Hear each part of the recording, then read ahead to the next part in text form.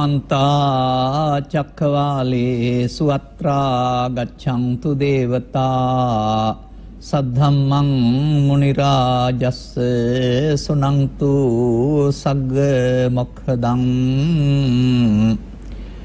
धम्मश्रवण कालो अयं भदन्ता धम्मश्रवण कालो अयं भदन्ता धम्मश्रवण कालो अयं भदन्ता साधु साधु साधु नमो तस्से भगवतो अरहतो सम्मा सम्बुद्धस्से नमो तस्से भगवतो अरहतो सम्मा सम्बुद्धस्से नमो तस्से भगवतो अरहतो सम्मा सम्बुद्धस्से साधु साधु साधु ते में बिक्कवे परिसा कतमानिदे अनार्य परिसा आर्य परिसाच ධර්මානුශාසනාවෙහි සදහැබර අනුග්‍රහක දායකත්වයේ දරන්නා වූ මූලිකත්වය දරන්නා වූ භවතුන් ප්‍රමුඛ මේ මොහොත අපට අප වෙනුවෙන් ධර්මදේශනා සවන් දීමට නැත්නම් නැරඹීමට යොමු කළා වූ සදහැබර පින්වත්නි අංගුත්තර නිකායෙහි දුක්ඛ නිපාතිය කියන කොටසේ පවතින්නේ හැම දෙයක්ම දෙකට බෙදලා.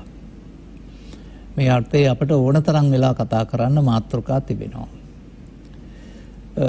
කලක් තිස්සේ මෙම මාධ්‍ය ඔස්සේ කරුණු පැහැදිලි කරමින් සිටින අපිට තවදුරටත් මේ සමාජයට පැහැදිලි කළ යුතු යම් තැන් පිළිබඳව අපේ අවධානය යොමු වන විට මෙම දේශනාව මේ සඳහා තෝරාගත යුතුයි කියන කරුණ අපි බොහෝ විට තීරණයක් ගනු ලබනවා. ඇතැම් විට දුරකථනයෙන් හෝ නැත්නම් ඉල්ලීමක් කළොත් මෙන්න මේ මාතෘකාව පැහැදිලි කරන්නයි කියලා ඒ ඉල්ලීමත් අපි ඊට කරනු ලබනවා. එනවා මේ දේශනාවල තථාගතයන් වහන්සේ පැහැදිලි කරලා තිබෙන්නේ මේ ආමන්ත්‍රණය භික්ෂූන්ට. නමුත් භික්ෂූන්ට ආමන්ත්‍රණය කළා කියන එකේ තේරුම භික්ෂූ පිරිස දෙකට බෙදුවයි කියන එක නෙමෙයි. මම නම් දකින්නේ ශ්‍රාවක පිරිස දෙකට බෙදුවයි කියන එක. ශ්‍රාවක පිරිස නොවෙන්නත් පුළුවන්. සමස්ත සමාජය දෙකට බෙදුවා කියන එක. ඉතින් අනේ අනුව මේ බෙදීම අපි තේරුම් අරගෙන බලන්න ඕන මේ බෙදීමේ අපි මොන පැත්තේද ඉන්නේ කියන එක. ඒ ඉන්න පැත්තට අනුව අපට ලැබෙන්නේ මොනවද කියන එකත් තීරණය වෙනවා. ඒ නිසා ඒක ඔබේ දැන ගැනීම සඳහා වැදගත් වෙනවා. භික්ෂුන් නමතන තථාගත බුදු පියාණන් වහන්සේ මහණෙනි මේ පිරිස් කණ්ඩායම් දෙකක් ඉන්නවායි කියලා තියෙනවා. එතකොට මුළු මහත් සමාජයේම මේ බෙදීමට අනුව කොටස් දෙකයි. ඒකට ස්ත්‍රී පුරුෂ ගිහි පැවිදි ભેදයක් නැහැ. පළමුව පැහැදිලි කරනවා කවුද පිරිස් දෙක කතමානි දේ මොනවද පිරිස් දෙක? පළවෙනි පිරිස වශයෙන් පෙන්වනු ලබනවා අනාර්ය පිරිස. එක පිරිසකට කියනවා අනාර්ය පිරිස කියලා. තව පිරිසකට කියනවා ආර්ය පිරිස කියලා. එතකොට ගිහි පැවිදිත් නැහැ ස්ත්‍රී පුරුෂත් නැහැ මේ තවත් ආකාරයේ බෙදීමක්.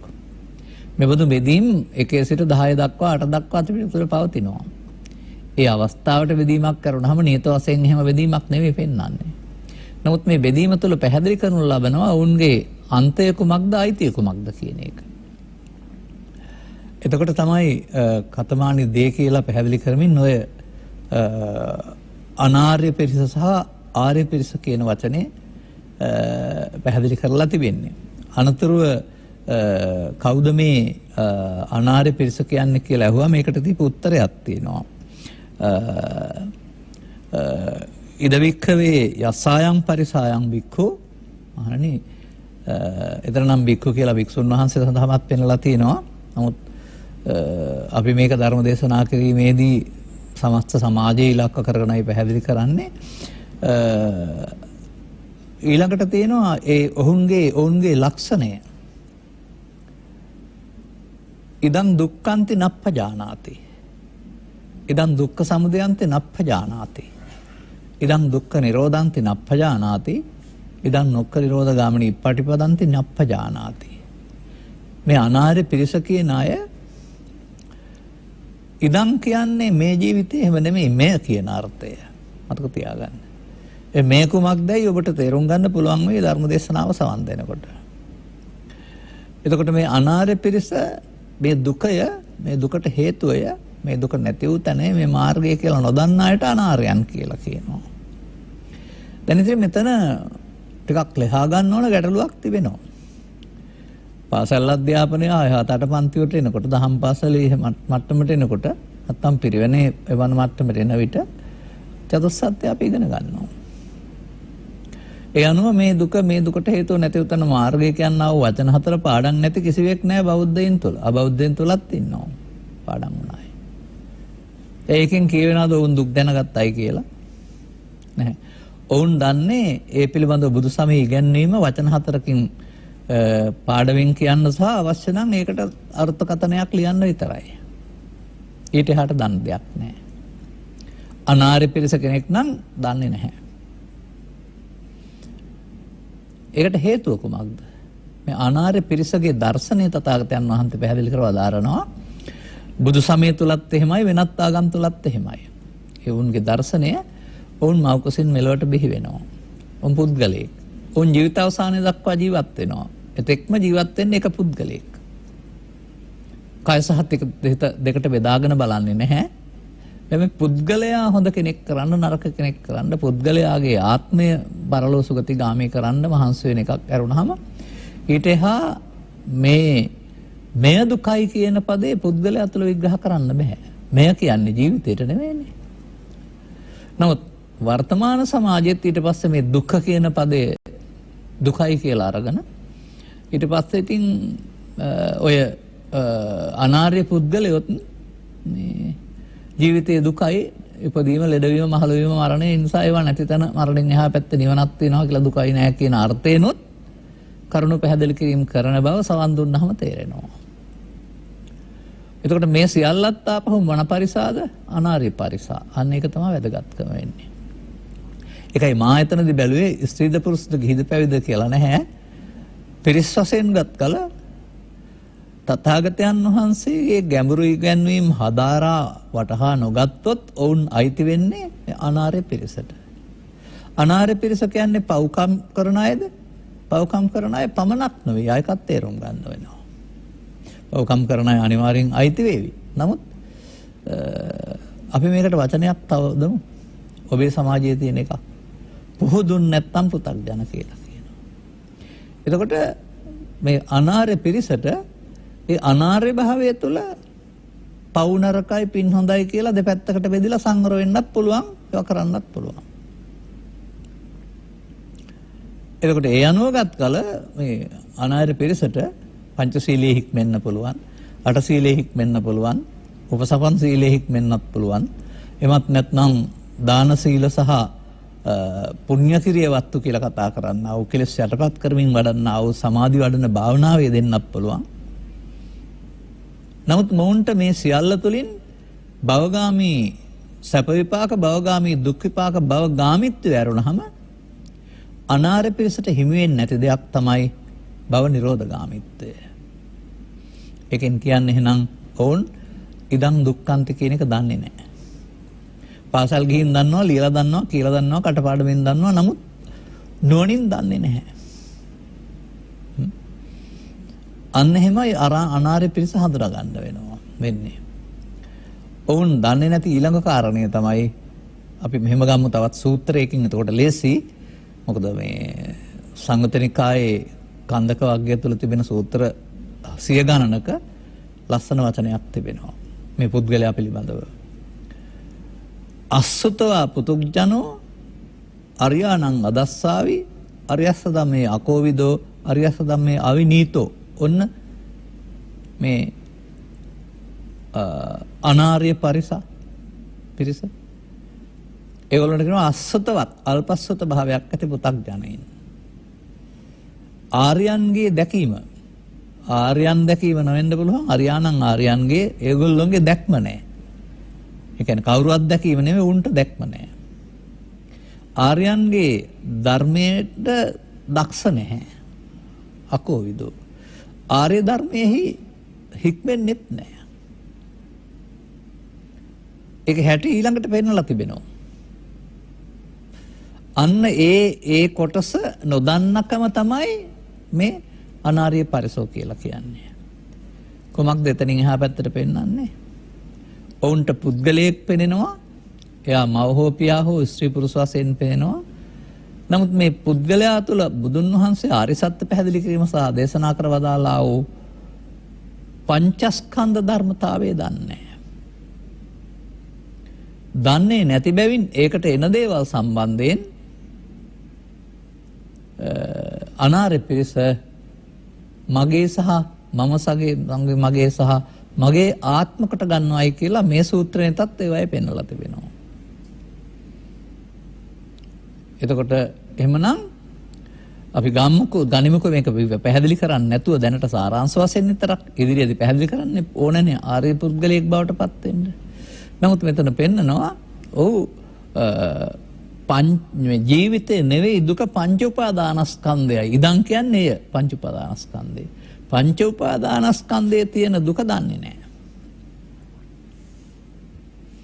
ඒකට දුකට එන්න හේතු ඒකේ දුක හටගන්න හේතුව දන්නේ නැහැ. මිනිසාට ඒ දුකින් මිදී ජීවත් වෙන්න පුළුවන් මාර්ගයක් තිබෙන බව දන්නේ නැහැ. මිදුන තැනක් තිබෙන බව දන්නේ නැහැ. අනුගමනීය ප්‍රතිපදාවක් තිබෙන බව දන්නේ නැහැ. මෙන්න මේ අනාර්ය පිරිසගේ භූමිකාව.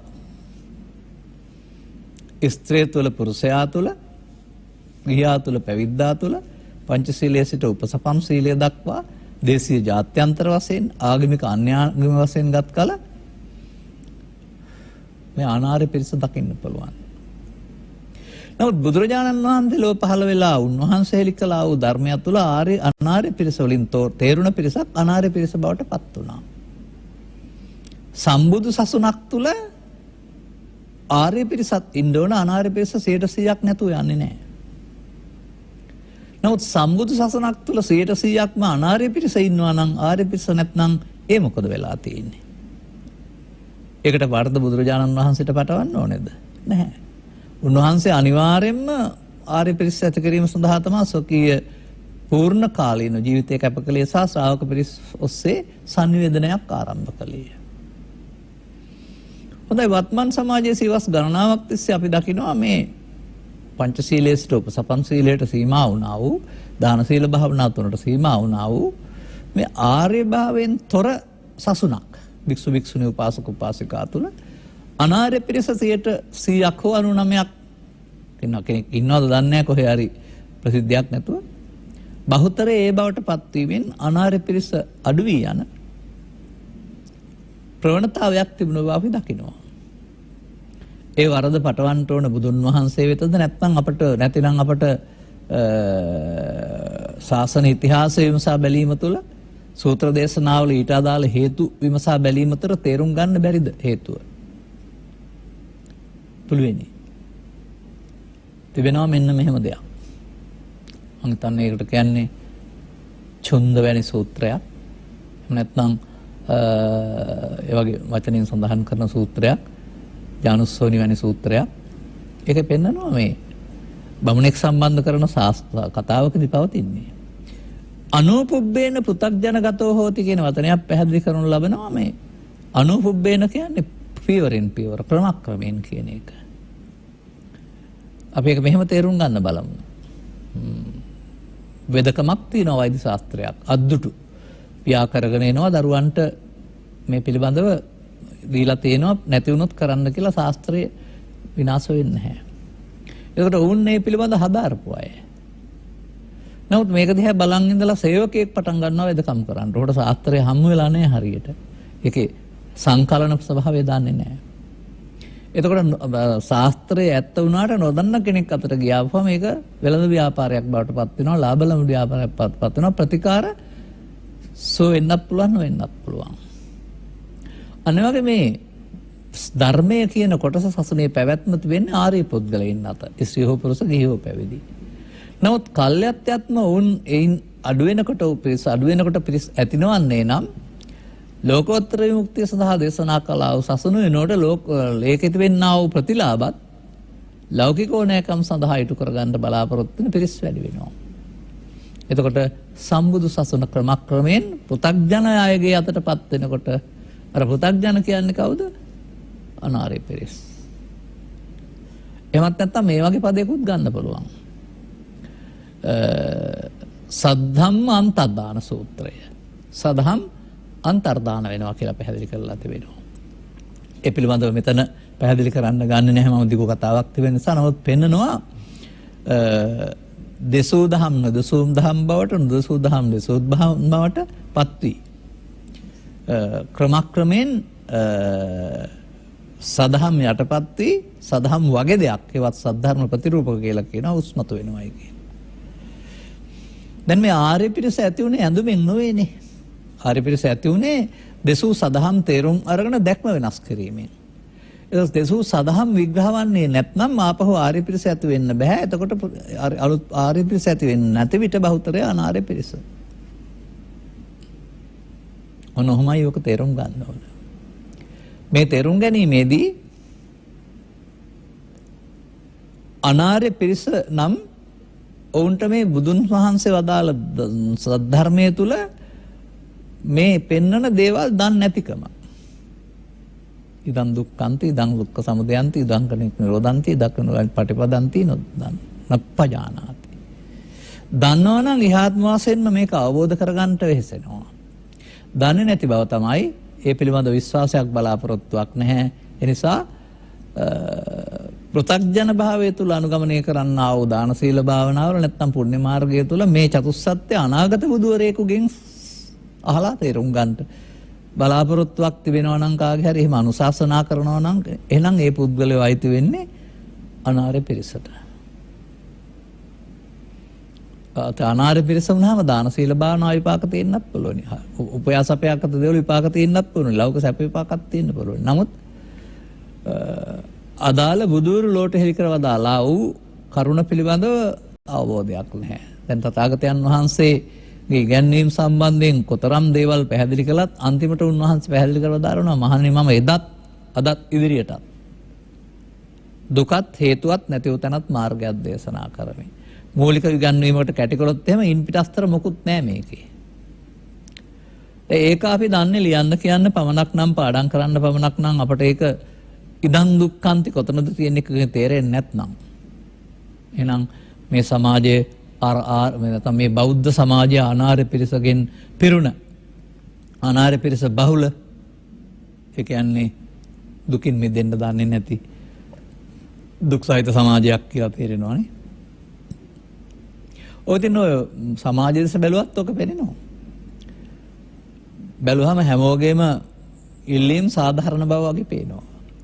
අසාධාරණයටපත් උනායි කියලා හැමෝම ඡන්දෙන් දේශයෙන් බයෙන් මොහෙන් අගතියට ගිහින් අවුල් ඇති කරගෙන කලබල වී නොසන්සුන් වී හැසිරෙන ආකාරය පාලකයන් තුළ සේවකයන් තුළ එහෙම නැත්නම් ජනතාව තුළ නිෂ්පාදකයා තුළ බෙදා හරින්නා තුළ මේ වචන වලින් මම කියන දේවල් තේරුම් ගන්න හැමෝ තුළම අපි දකිනවා මේ අනාර්ය භාවය. ඉතින් මේකට සාධාරණ විසඳුම් සහ නීත්‍යානුක විසඳුම් අවශ්‍යතාවකුත් පවතිනවා.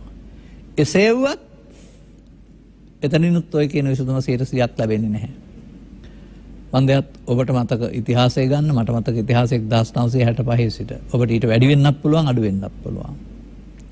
මේ ප්‍රශ්න දුරදිග යන එක ප්‍රශ්න ඔද්දල් වෙන එක ප්‍රශ්න නිසා අසහනයටපත් වෙන එක එපා වෙන එක හැමදාමත් වුණ දෙයක්. අන්නේ නිසා තමයි සිදුවීම් සම්බන්ධයෙන් ලෝකෙට දොස් කියන්නේ නැතුව සිදුවෙන ආකාරයේ කෙරෙහි උපේක්ෂා සහගත වී ඕයන් දැවෙන්නේ නැති ජීවිතයක් ගත කරන්නට ආර්ය පුද්ගලයෙක් බවට පත් වෙන්නට කියලා තථාගත බුදු පියාණන් වහන්සේ පෙන්වලා තිබෙන්නේ. ආර්ය පුද්ගලයෙක් දන්නේ මොනවද? ආර්ය පුද්ගලයා ඉදන් දුක්ඛන්ති මේ දුකයි දන්නවලු. ඒකට හේතුවත් ඔහු දන්නවලු. ඒ වගේම නැති උතනක් දන්නවලු. මාර්ගය යන්නත් දන්නවලු. දැන් කුමක්ද ආර්ය සත්‍ය තුළ ඉදන් දුක්ඛන්ති විග්‍රහ කරන්නේ? අන්න අර පෘථග්ජනයා දන්නේ නැති එක. ඔහු දන්නේ නැහැ පංච උපාදානස්කන්ධය දුකයි කියන. ඉදං පංච උපාදානස්කන්ධය. දැන් ආර්ය පුද්ගලයෙක් වෙන හැටි අපි නම් කියන්න අර දන්නේ නැති එක කතා කර හිටියට වැඩක් නැහැ ඉන්නේ හාට. එහෙනම් මේ ඉගැන්වීමට අනුව මේ සූත්‍රය ඉගැන්වීමට අනුව පංච උපාදානස්කන්ධය කුමක්ද? ඒකේ දුක මොකක්ද? අන්න දැනගන්න වෙනවා. දැන් තේරුම් ගන්න පංච උපාදානස්කන්ධයේ පෙළ පොතේ තිබෙන්නේ. පංච උපාදානස්කන්ධේ නම් වූ පෙළ දහම ප්‍රධාන වශයෙන් කාන්දක වර්ගයේ පොතේ තිබෙනවා පෙළක් වශයෙන්. නම් පංච උපාදානස්කන්ධය කියන්නේ අතීතයට ගිය එකක් හරි අනාගතයට ගිය එකක් හරි කාගේවත් හරි එකක් නෙමෙයි ඔබ ළඟ තියෙන දෙයක්. තියෙනවා කියනකට වඩා ඔබ ළඟ හටගෙන නැති වෙන දෙයක්. කුමක්ද ඒකට ගන්න පුළුවන් සිංහල තේරුම? සමූහය. ස්කන්ධයන් සමූහය. කන්ද කියන පදේ තේරුම සමූහයන් කියන එක සමූහයන් පස ස්කන්ධ පහ කියලා කියනවා. අන්න එතන තමයි මේ අනාර්ය පරිසා බහුල වෙන්න හේතු උනේ තථාගතයන් වහන්සේ වදාළ සමූහයන් පස පැහැදිලි කිරීම පසක තබා අපි ඔය වසර 100කට 200කට පෙර නැත්නම් මේ සමාජයේ ජීවත් වෙනකොට විහාරස්ථාන විතරක් නෙවෙයිනේ අතීතයේ තිබිලා තිබෙන්නේ. වෙනත් ආගමික වශයෙන් තිබුණා වගේම මේ දේවාලය කියලා කතා කරන එක බෞද්ධ එකක් කියලා කල්පනා කරනවා. ඒ නිසා මිනිස්සු ඒකට යනවා එනවා. නමුත් දේවාලය බෞද්ධ එකක් නෙවෙයි. ඒක හින්දුන්ගේ එකක්. නමුත් අත්මන අපේ සමාජය තුළ බුදුන්ට වගේම බුදුන්ටත් වැඩියෙන් දෙවියන්ට සලකන අදහන බෞද්ධයෝ ඉන්නවා. ඒ ගැන කතා කරන්න නෙමෙයි මම ගත්තේ. මගේ ළමා කාලය තුළ මට ඇහුණ වචනයක් තියෙනවා දේවාලයක් සම්බන්ධ තොවිල් නැත්තම් තේවාව කරන කෙනෙක්. ඔය අපේ ගම්වල පවතිනවා ඔය අස්සන් වෙලා ගත්තයින් පසු ඔය අස්සන්නේ අග්‍රභාගයේ බුදුන්ට යකුන්ට දෙවියන්ට ඔය කොට්ටාස තුනකට වෙන් කිරීමක්. අපේ මව්පියන් එහෙම කරනවා මම දැකලා තියෙනවා. එතකොට දෙවියන් කොටස ගෙනියන්න එන එක්කෙනා දේවාලේ තේවාව බාර කෙනා හෝ නියෝජිතයෙක් අපු මහත්තයා. එයා තමයි අපිට පළමුවෙන්ම මේ අපිට පාලි තේරෙන්නේ නැහනේ ළමා කාලේ නැත්නම් අපේ අම්මලා තාත්තලාට තේරෙන්නෙත් නැහනේ. එයාගේ යාතිකාවේ තමයි පංචස්කන්ධය තියෙන්නේ. බලන්න ඔබටත් මතකද කියලා. ඒ අස්සන්නේ ඔවුන්ගේ භාගය අරගෙන ඒක දෙවියන්ට පුදමින් ඒ නිසා ඒ බාර ගැනීමේ ප්‍රතිඵලයක් වශයෙන් දෙවියන්ගෙන් ඒ පවුල දරුවන් කුඹුරු සතා සතුන් සියල්ල ආරක්ෂා කරලා දෙන්න. ලෙඩ හදා ගන්න නැතුව අස්සන්න හොඳ කරලා දෙන්න කියලා යාඥාවක් යාතිකාවක් කරනවා. අවුරුදු 7ක් 8ක් 10ක් ඔක අහලා ඇතිනේ හැම අවුරුද්දෙම. දැන් එතකොට පංචස්කන්ධය යනු ශරීරයයි. මේ බුදුන්ගේද? නෑ මේ කපු මහත්තයාගේ විග්‍රහය මේ. මේ කපු මහත්තයාගේ විග්‍රහයෙන් ඉගෙන ගත්ත පංචස්කන්ධය බුදුන් අදාළ එක කියලා තාමත් හිතන අය මේ රටේ ඉන්නවා. ඔන්න ඔතනයි මේ ප්‍රශ්නේ තියෙන්නේ. ශරීරයට පංචස්කන්ධය කියලා කපු මහත්තයා කීවට ත්‍රිපිටකය කියන්නේ නැහැ. ඒ ශරීරයට පංචස්කන්ධය කිව්වොත් එහෙම චුති ප්‍රතිසන්දි, ඕපපාතික ප්‍රතිසන්දි විග්‍රහ කරන්න බැරුව යනවා. වන්දයත් මේ උත්පත්ති සම්බන්ධයෙන් අණ්ඩජ බිත්තරයෙන් ජලාවුජ අපි වැනි මවකුසකින් සංසේදජ තවත් එබඳු පිළවෙක් වගේ තත්වයකින් ඇහැට පේන ශරීර බිහිවීමක් තියෙනවා. ඇහැට නොපෙනෙන මනෝමය කයකින් බිහිවීමක් තියෙනවා ඕපපාතික කියලා. මේ ඕපපාතික සත්‍යයට මේ කයක් නැහැ. අපිට වගේ ආහාරයෙන් හදාගන්න කයක් නැහැ. අපි ගන්නවා නම් සම්ප්‍රේත භූත කියනවා, දේව කියනවා, බ්‍රහ්ම කියනවා. මේ අයට විශේෂයෙන් දෙවියන් සම්බන්ධයෙන් පැහැදිලි කරමින් සාරිපුත්‍ර මහ රහතන් වහන්සේ වදාරනවා සත්වයින්ට ජාති තියෙනවා, ජරා තියෙනවා, ව්‍යාධි තියෙනවා, මරණ තිබෙනවා. මිනිස්සුන්ට හරිය. දෙවියන්ට ජාති මරණ විතරයි තියෙන්නේ, ජරා ව්‍යාධි නැහැ කියනවා. හේතුව ඝන කයක් නැති බැවින්. එහෙනම් පඨවි ආපෝ තේජෝ නැහැනේ. එහෙනම් දෙවියන්ට එහෙනම් කයක් තියෙන්න බෑනේ. නමුත් දෙවියෝ බුදුන් වහන්සේ ඉස්සරහා ප්‍රකාශ කරනවා අපි විලාන සූත්‍රයේ දේශනා කරමින් බුදුන් වහන්සේ පැහැදිලි කරව දාරනවා ඔබ මේ සංසාරයේ අතහැරගෙන යන ගමනේදී බඹලව සැපයි කියලා නිවන කියලා රැවටෙන්න එපා. ඒකෙත් සක්කාය තියෙනවායි කියලා. සක්කාය කියන්නේ මේකයි නම් එහෙනම් බබලුවත් අපට වගේ ඝන කයක් තියෙන්න ඕන, දිවි ලෝකෙත් යාපායෙත් තියෙන්න ඕන. නෑ, සංකාය කියන්නේ චුල්ල වේදල සූත්‍රය කියන්නේ වලට අනුව මේ රූප වේදනා සංඥා සංකාර පහට උපාදානයේ හේතු වෙනා වූ ස්කන්ධ පහට සක්කාය කියලා කියනවා. ඒකට එන දේ මමකට ගැනීම සක්කාය දිට්ඨි කියනවා. අන්න මේකයි නෙමෙයි එහෙනම්. පංචස්කන්ධය කියන්නේ රූප වේදනා සංඥා සංකාර පහ. ඒක කොහෙද හටගන්නේ? මේ අලුතෙන්ම බණක් වගේ මම මේ කියන්නේ. මොකද මේ මම කියලා තියෙන්නේ අවුරුදු 6ක් 7ක් තිස්සේ. නමුත් මේ ආර්ය පිරිසක් හදන්න නම් මේ අනාර්ය භාවයේ මෝඩකම මේ සූත්‍රයට අනුව පෙන්වන්න ඕනනේ. දැන් ඔබත් ඔය කවුරු හරි කියපුවකින් මේ කායට පංචස්කන්ධය කියලා හරි රූපේ පංචස්කන්ධේ රූප පටවියාපෝ තේජෝ රූප වේදනා සංඥා සංකාර නාම කියලා හරි එහෙම ඔතන නතර වෙන්න එපා. එතකොට අපට අනාර්ය භූමියේ ඉන්න වෙනවා. මන්දයත් සත්තට්ඨාන කුසල නම් වූ සූත්‍රයේ තථාගතයන් වහන්සේ පැහැදිලි කරලා දාරන්නේ මිනිසාට. අපි මිනිසා ගැන කතා කරමුකෝ. ජීවත් වෙනකොට වේදනා හයක් ඇති වෙනවලු. සංඥා හයක් ඇති වෙනවලු. සංකාර හයක් ඇති වෙනවලු. විඥාන හයක් ඇති වෙනවලු. අර වේදනා සංඥා සංකාර විඥාන කියන්නේ පංචස්කන්ධේ හතරක්. ඒවා හය ඇති වෙනවා කියලානේ තියෙන්නේ. දැන් පංචස්කන්ධේ කය නම් හයක් ඇති වෙන්න බෑනේ එකනේ. දැන් ඊට පස්සේ මොනවෙන්ද හය ඇති වෙන්නේ? අන්න එතකොට ඔබට තේරෙනවා ඔබට තියෙනවා දොරවල් හයක්. ඔබ කියන්නේ දොරවල් හයක එකතුවක්. ඔබ දොරවල් හයෙන් ගන්න ඒවට කියනවා ඇසට රූප, කනට ශබ්ද, නාසයට ගඳ සුවඳ, දිවට රස, කයට පහස, සිතට අරමුණු. දොරවල් හය. මේ ඔක්කොම අරමුණු. රූප රූප, ශබ්ද රූප, ගන්ධ රූප, රස පොට්ටබ්බ රූප, ධම්ම රූප. අන්න මේ අරමුණ තමයි වේදනාවෙන් විඳින්නේ. සංඥාවෙන් හඳුනන්නේ. සංකාරයෙන් ඇලෙන්නේ ගැටෙන්නේ. අරමුණ වේදනා සංඥා සංකාර වශයෙන් බෙදපු ආකාරය දැනගන්නේ විඥාණයෙන්. දැන් ඒ ඉගැන්වීමට අනුව පංචස්කන්ධේ කයද? නෑ, ඇහි පහළ වෙන්නේ. කනේ පහළ වෙන්නේ. නාසයේ. අරමුණ මුල් කොට ගත්ත බෙදීමක් පංචස්කන්ධය. අන්න ඉදම්. දැන් හරිනේ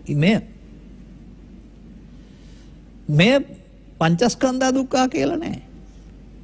එහෙනම් ඉදන් දුක්ඛන්ති වෙන්නේ කොහොමද? අන්න ඒක නොදන්නකම පෘථග්ජන භාවය. අන්න පඨම සහ ဒုတိ ය සුත්තවන්ත සූත්‍රවල තථාගතයන් වහන්සේ වදාහරනවා මේ කය අවුරුදු 60ක් 70ක් තියෙනවා තමයි.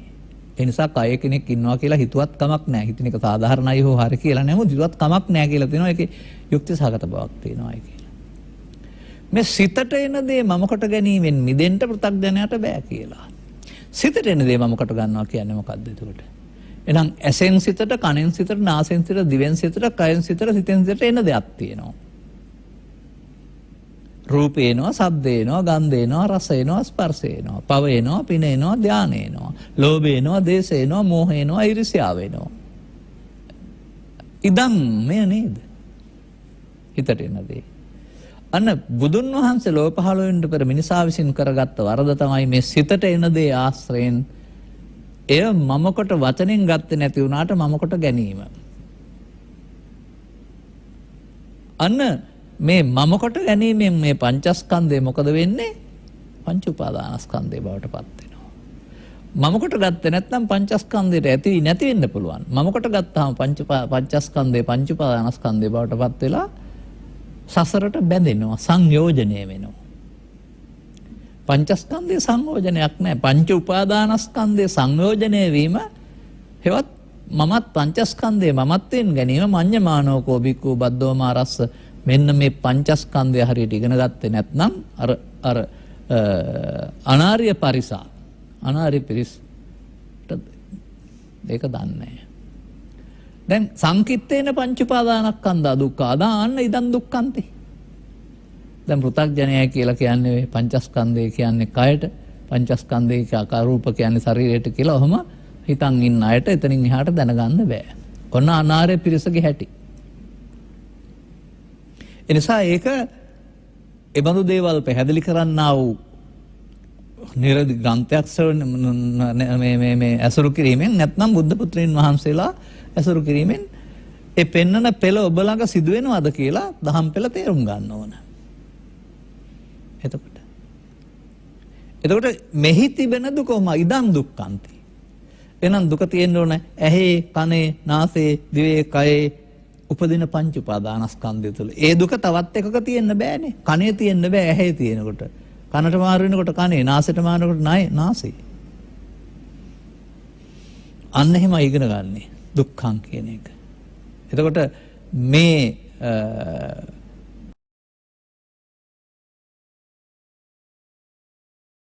ලෝකේ තියෙන අටලෝ දහමක් තිබෙනවා. ඕවා නිරන්තරයෙන් සිද්ධ වෙනවා, වෙනස් වෙනවා. ලාභාලාභ සැප දුක්. ඒවා තමයි අපට දුක් ගෙනත් දෙන්නේ කියලා.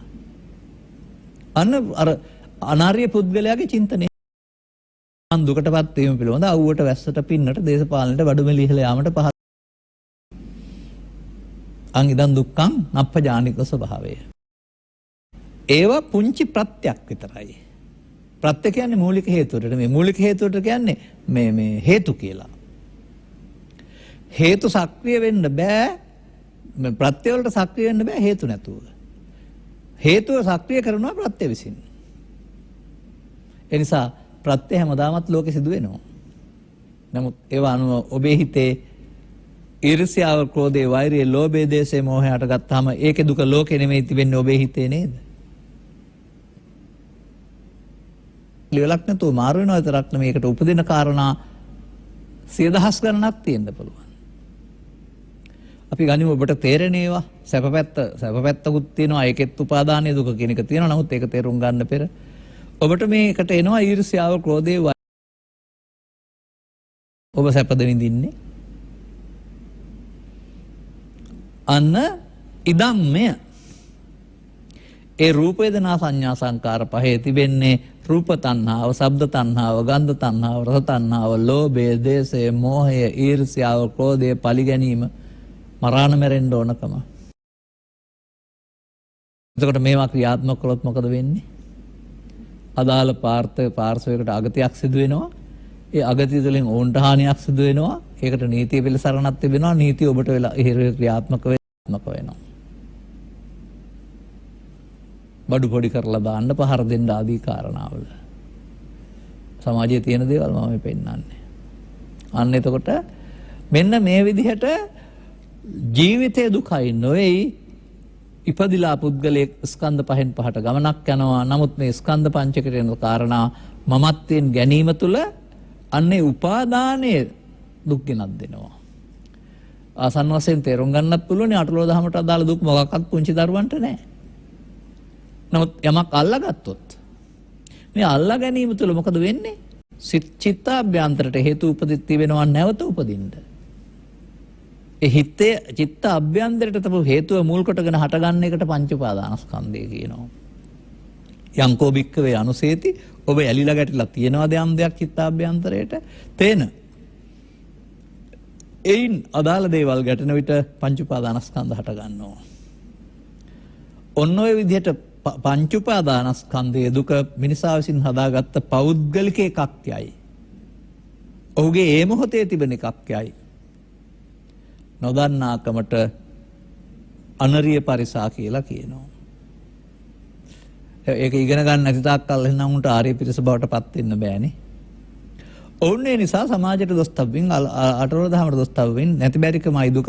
යමක් සල්ලිම තියෙනවා නම් දුක නැහැ කියලා අලුත් තේමාවක් ඔස්සේ සල්ලිම හොයන්න හදනවා. වැටුප් අඩුනන්ත මාදුක ඉහළ වැටුප් තියෙනවා නම් දුක කියලා ඒ විදිහට ඔවුන් දකින පැත්තක් තිබෙනවා. සල්ලි තියෙනවා නම් මොනවද කරන්න බැයිද? එහෙම තමයි කල්පනා කරන්නේ.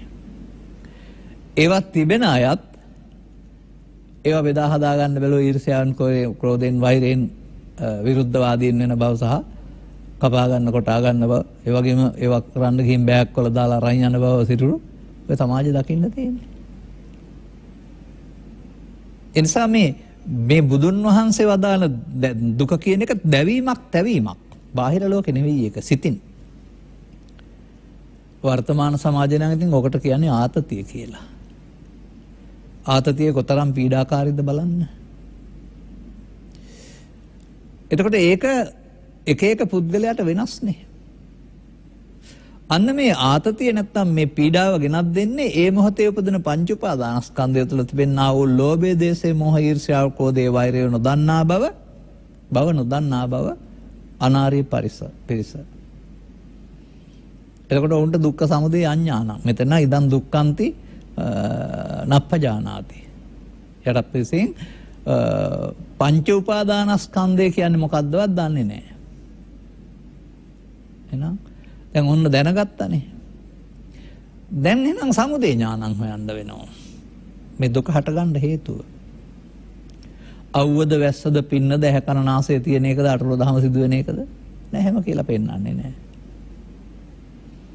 ඒවා පුංචි පුංචි ප්‍රත්‍ය.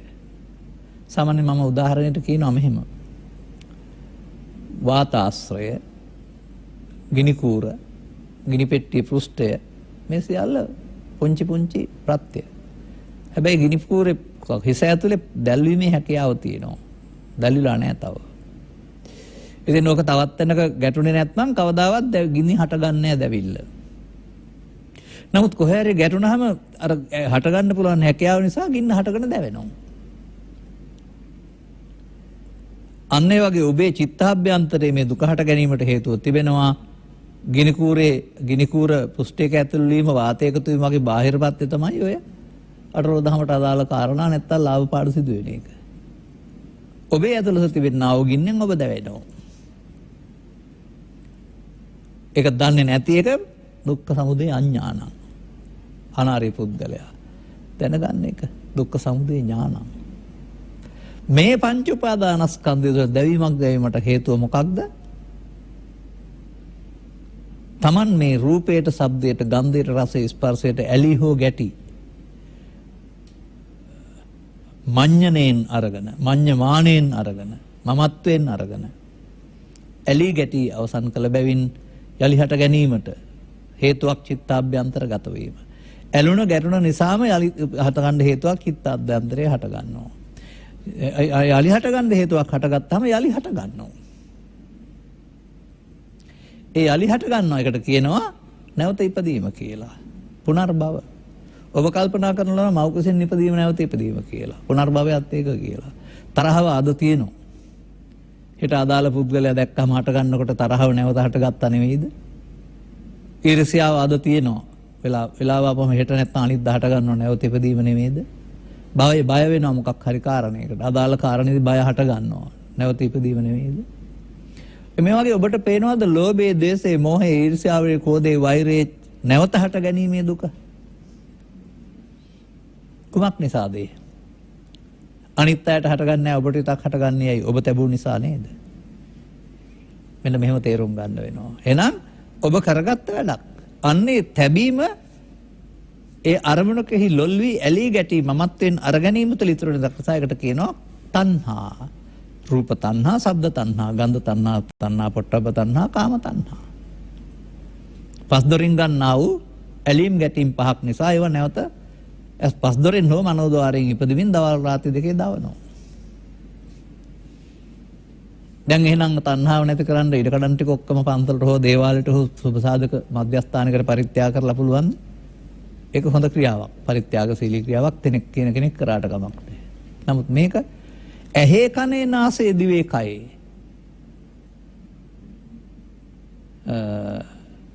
එහෙනම් අපි පැහැදිලි කරගන්න බලමුකෝ නම් මේ චතුස්සත්ත්‍ය විග්‍රහ කිරීමේදී ආර්ය සත්‍ය විග්‍රහ කිරීමේදී පවතිනවා චක්කු ලෝකේ පිය රූපං සාත රූපං එත්තේසා තණ්හාය උප්පජ්ජමානෝ උප්පජ්ජති. සෝත ලෝකේ පිය රූපං සාත රූපං එත්තේසා තණ්හාය උප්පජ්ජමානෝ උප්පජ්ජති. එතකොට ඒ තණ්හාව උපදිනවා නම් උපදින්නේ තියෙනවා නම් වාසය කරන්නේ කොහෙද? ඇහි, කනේ, නාසයේ, දිවේ, කයේ කියලා තියෙනවා නේද? උප්පජ්ජමානෝ උප්පජ්ජති, නිවිසමානෝ නිවිසති පෘථග්ජනයට වළංගුයි. අනාර්ය පිරිසට උපදිනවා වාසය කරනවා. මන්දයත් පහියමානෝ යාට තේරෙන්නේ නැහැ. මොකද එයා පංචස්කන්ධ පරිහරණයක් නෙමෙයි. ස්ත්‍රී පුරුෂයෙක් ආදී වශයෙන් මම මුල් කොටගෙන, කයම මුල් කොටගෙන ලෝභ දේශ මොහ සමග සටන් නැදී ඉන්න කෙනෙක්. නමුත් නිරෝධ සත්‍යදී පැහැදිලි කරව දානවා පහියමානෝ ප්‍රහීන වෙනවා නම් ප්‍රහීන වෙන්නේ තණ්හාව ඇහෙන්, කනෙන්, නාසයෙන්, දිවෙන්, කයෙන් කියලා. එහෙනම් ඒ තණ්හාව කියන්නේ මොකක්ද එතකොට? ඇහි, කනේ, නාසයේ, දිවේ, කයේ මේ මොහතර තියෙන එක නේද? ඒක කායද තියෙන්නේ මේ මොහොතේ උපන් පංච උපාදානස්කන්ධයේද? දැන් මේක මෙහෙම උනේ ඇයි?